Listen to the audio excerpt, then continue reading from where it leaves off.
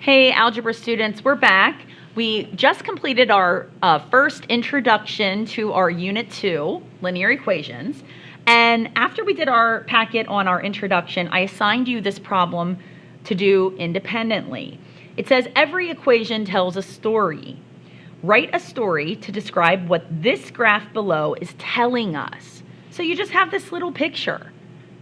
And you were supposed to look at it and tell a story, any story you wanted. So on the y-axis, you could see that it was labeled as money owed, and on the x-axis, months. They gave us a line, so we know there's a constant rate of change, a constant slope, and they gave us 3 unique points on that line. They gave us this guy right here, 0, 1080. Then they moved down here a little bit and gave us the ordered pair 6, 810. And finally, down here on the lower right, they gave us the point 240. And we're supposed to tell a story. So you have your story. I'm going to share my story with you, and hopefully your story is sort of similar and has some of the key ingredients that mine has. Okay, so this is my story. I'm going to read it out loud to you.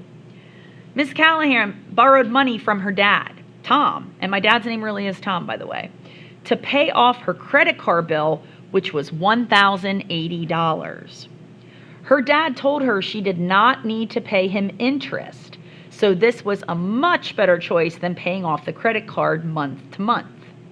Tom told her she had 24 months or 2 years to pay him back, and he wanted her to pay the same amount to him each and every month. So right there, the same amount each month.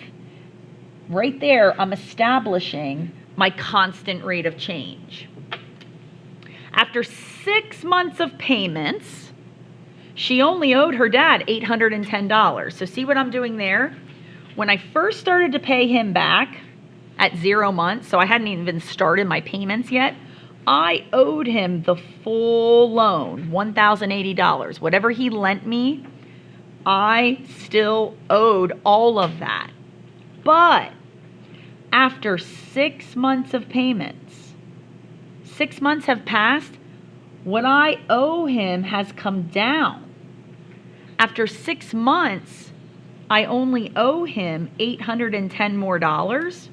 So in 6 months, I actually paid him, well, let's see, what's 1080 minus 810? I believe that's 270. So I paid him $270 over the course of 6 months. Okay. And I say that here. After 6 months of payment, she only owed her dad $810. This means she paid $270 over the course of 6 months. Or, look what I did here. I took $270 divided by 6 months, which actually equals $45 per month. So 270 divided by 6 is 45. As you can see, it would take her 24 months to get her balance to $0. Since $45 a month times 24 months, see how the units cancel out? Think of science, months cancel months. $45 times 24 is my full loan paid, $1,080. Now, what I really love about this problem and my story is that when you break it down, you get right here that $45 a month. Remember in our last example, it was the rate of change was for every 1 on the x, it was 2 on the y. 1 on the x, 2 on the y. Where for me, for every 1 on the x, it's 45 on the y.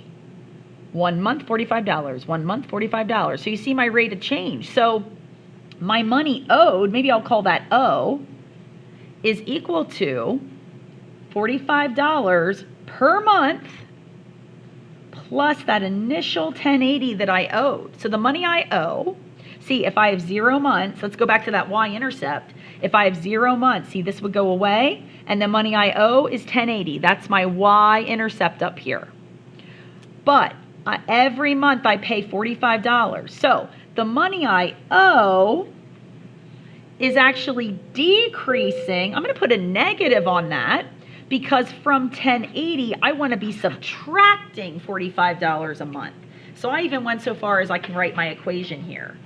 So So hopefully your story matches mine somewhat, maybe a little bit different. Maybe you didn't go with a loan, but somebody owes somebody a lot of money and it needs to get paid consistently over a period of 24 months.